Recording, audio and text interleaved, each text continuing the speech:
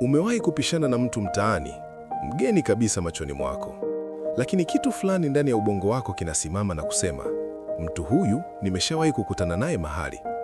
Unaanza kujilazimisha kukumbuka, shuleni ama kazini au safarini, lakini hakuna hata jibu linalofanania na ukweli.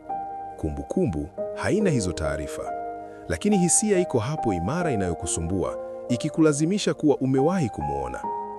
Usiogope hii hali. Kitaalamu, hii inaitwa familiarity glitch, na sayansi imegundua kinachoendelea.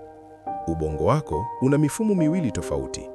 Mmoja anakupa hisia ya naijua hii haraka sana, kabla hata ya kukumbuka. Mwingine ndiye anayechimba kumbukumbu halisi. Wakati mwingine, wa kwanza anafika mapema sana, kabla wa pili hajafungua lolote. Matokeo, ubongo unakuambia nimeona hii, bila kuwa na ushahidi wowote wa kukupa.